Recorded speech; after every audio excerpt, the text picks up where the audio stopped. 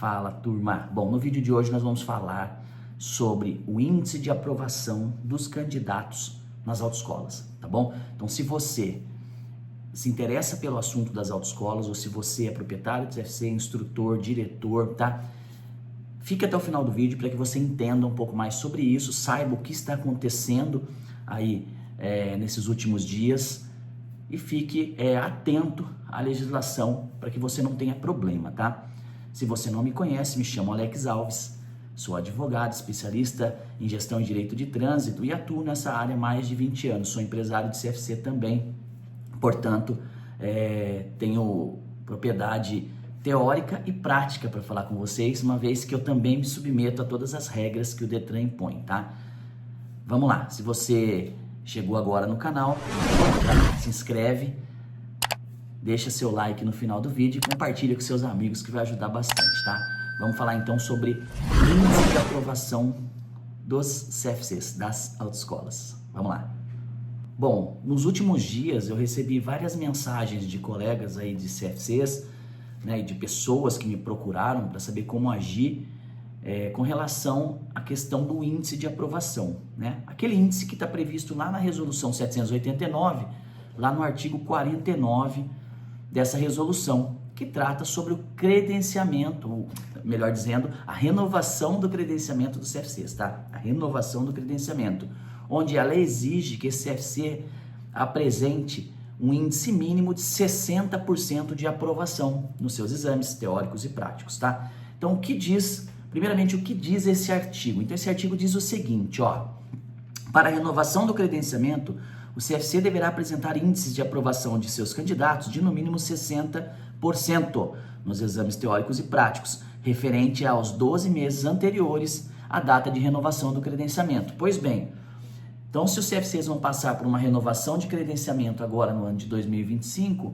esses CFCs devem apresentar 60% no seu índice de aprovação nos últimos 12 meses, ou seja, 2024 ele tem que ter permanecido ali no índice de 60%. No entanto, esse índice é extremamente subjetivo, uma vez que o CFC não tem controle direto nessa formação. Isso mesmo.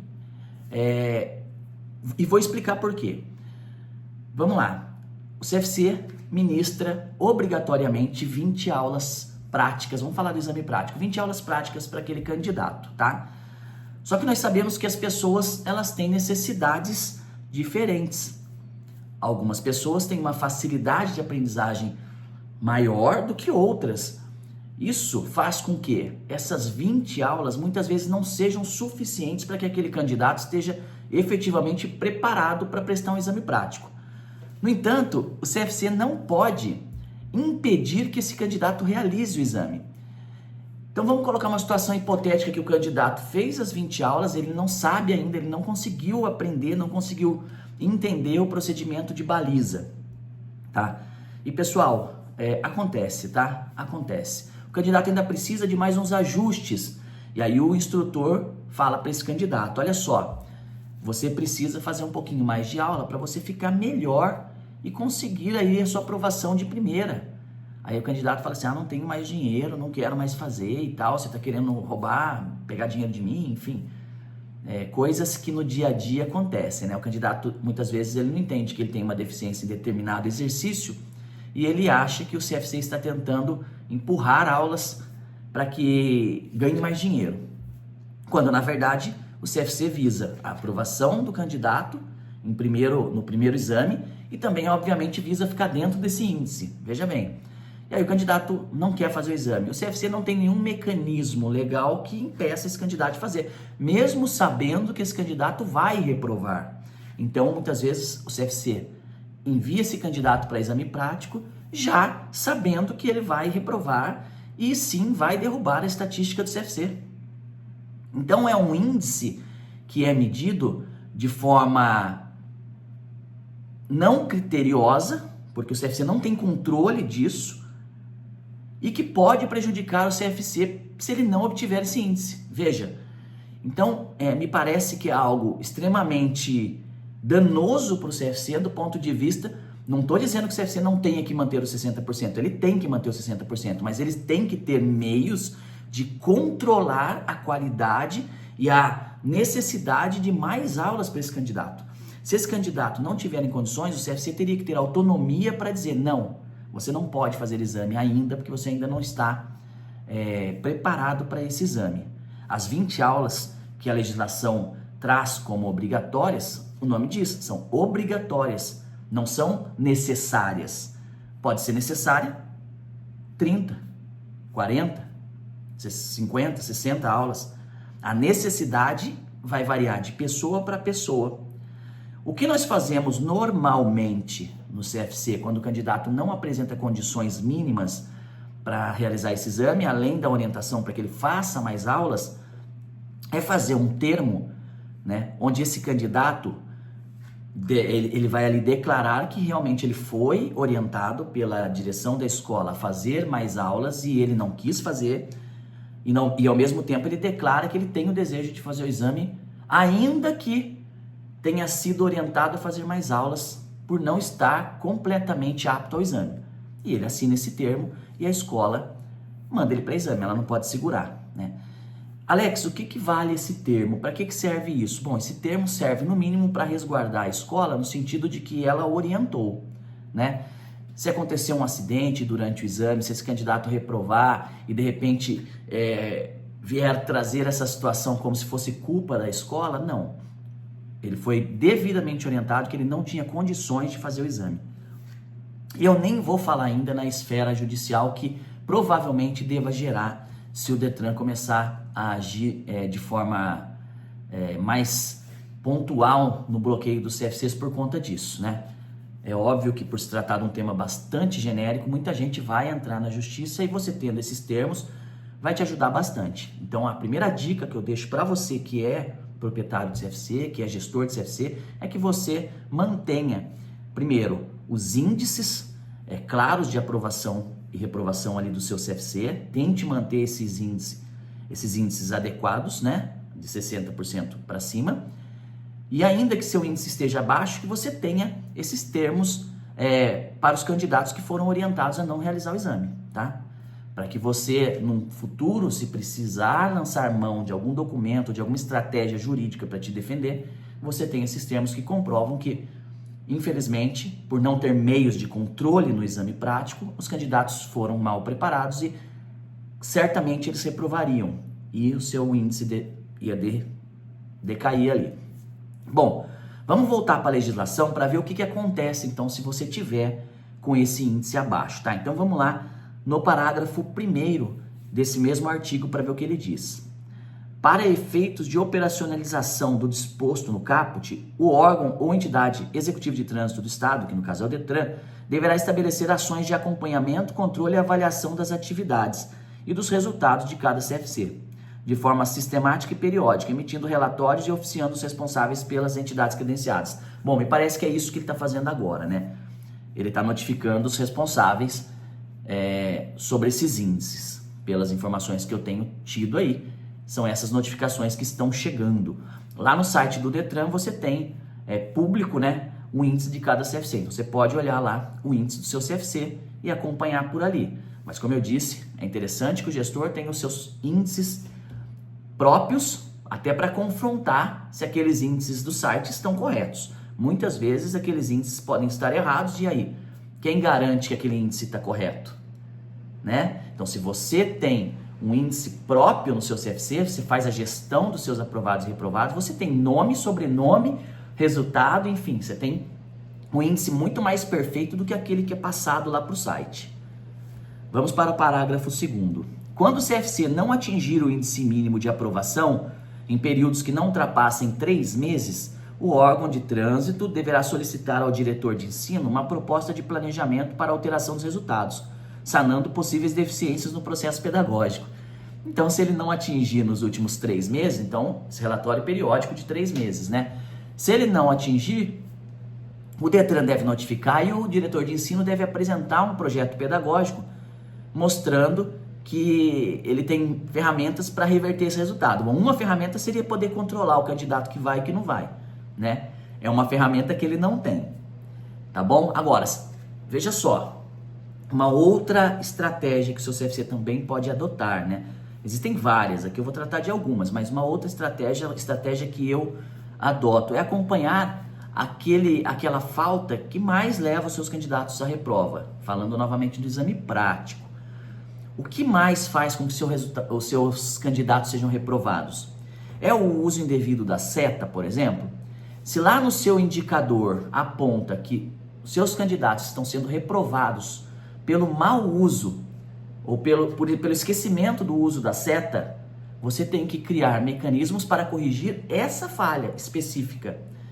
Se os seus candidatos estão reprovando por erros na rampa, por exemplo, na hora de fazer uma rampa com o veículo, você já sabe que esse é um ponto de atenção e que você tem que reforçar esse treinamento, tanto com seus instrutores quanto com seus candidatos.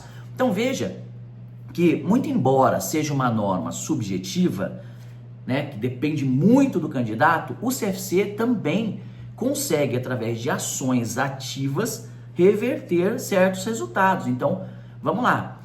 Tá certa essa norma? No ponto de vista técnico, ela não está muito certa pelo fato de ser muito genérica. Mas, de outro lado, existe possibilidade do CFC se preocupar com isso e tentar melhorar esse índice, independente de estar certo ou de não estar certo, e cumprir essa regra? Existe, né? Então é interesse do meu CFC que ele fique lá no topo das aprovações.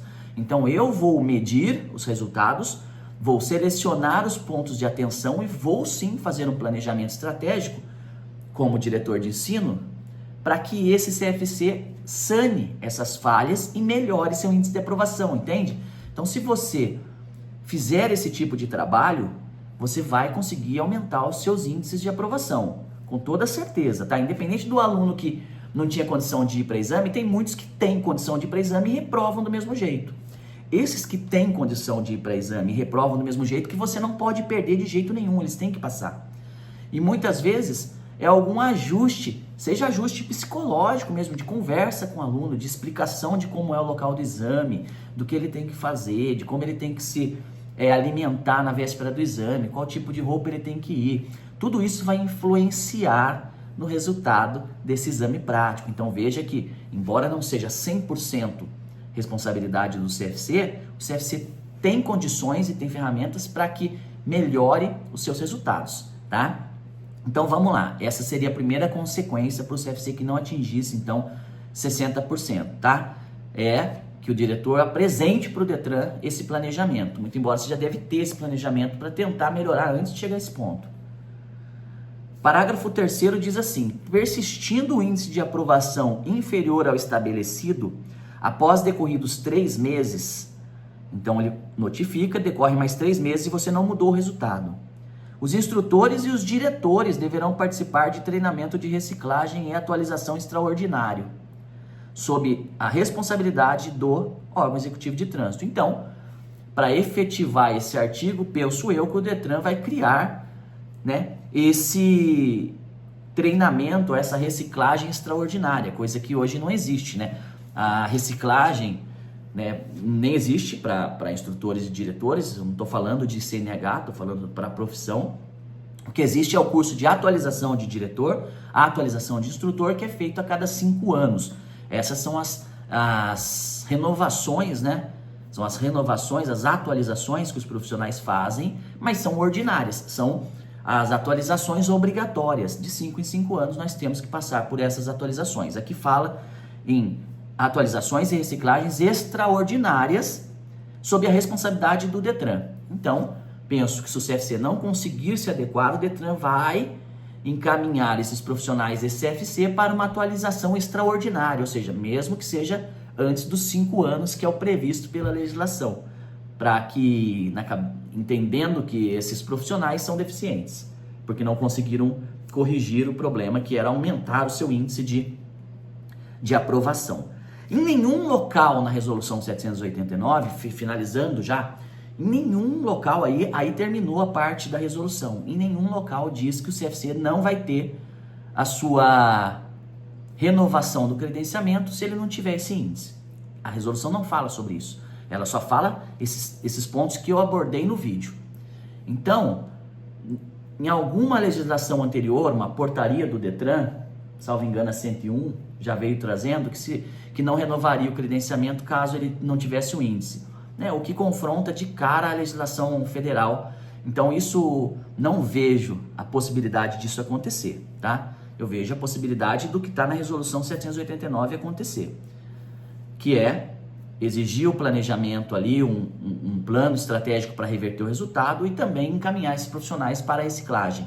Mas proibir a renovação do credenciamento por esse motivo não tem previsão legal. Na resolução não fala isso, no Código de Trânsito muito menos, tá? Então isso era o que eu queria passar para vocês, para que vocês realmente se preocupem com esses índices. Já está acontecendo, já é previsto há muito tempo, mas está acontecendo agora, né? Já teve uma vez, eu não lembro exatamente o ano, mas já teve um ano que o Detran também fez essas notificações e os CFCs apresentaram lá um planejamento e ficou por isso mesmo, não teve resposta, enfim. Foi enviado, mas também não teve resposta, ninguém sabe de nada, não sabe o que aconteceu.